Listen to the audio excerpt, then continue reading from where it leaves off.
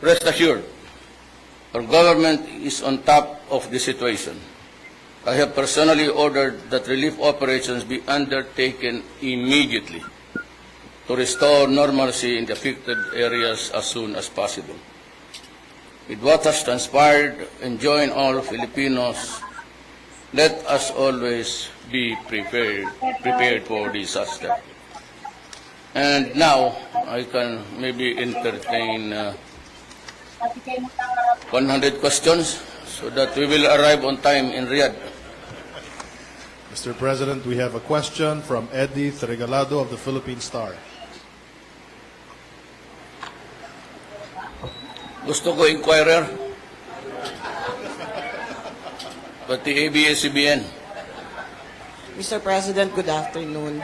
Sir, recently, U.S. President Donald Trump and Chinese President Xi Jinping have agreed on a 100-day plan that they're going to tackle U.S.-China trade relations, as well as enhancing the military ties between the two countries. Would it affect your foreign policy towards the two countries? And the next question, ano ko na lang siya para dire-diretso.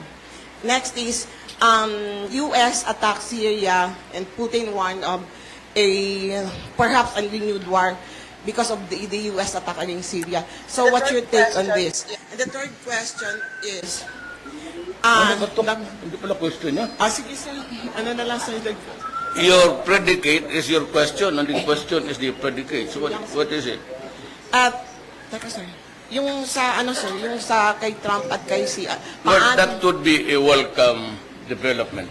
Okay. As a matter of fact, I've been praying that the two would get together and talk about really what ails this planet, and talk about peace only and stop violence all over the world.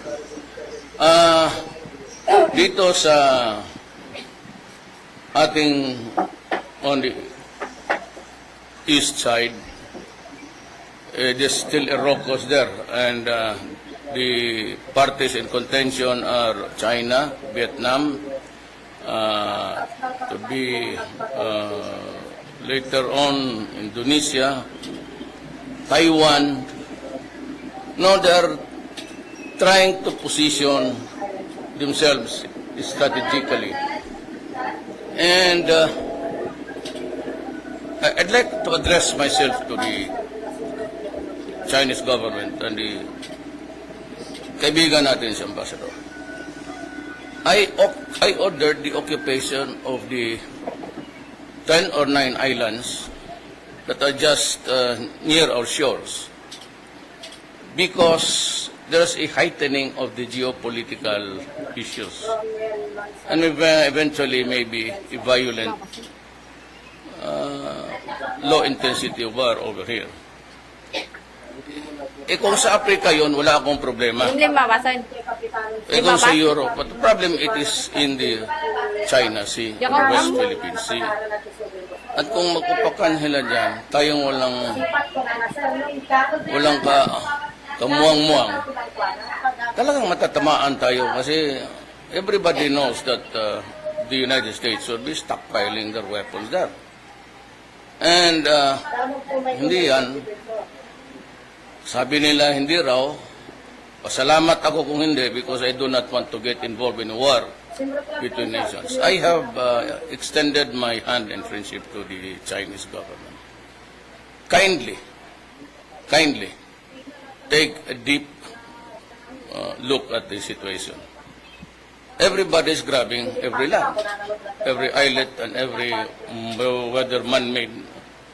And nearest to us are the 10 islands. And I have it on good authority. They're going to place their shoulder to surface and shoulder to air. Pag ginawa niyan, either of these, including America, mapapasubo tayo ng palapit, So, for the information of China, we will not place there any offensive weapons, not even one gun. We are just there to claim the island for us, because that is really ours, And I have ordered the armed forces to build structures there to signify to all na atin ito at lagyan ng flag and structures. We did not mean no harm to China. We are friends, as a matter of fact. And maybe when we get rich, very rich, I can sell the land to you for inyo na, when the spectacle of the war is gone, nothing is dangerous to the Philippines. But for as long as the raucous continues, and I said, I have heard, and believe me,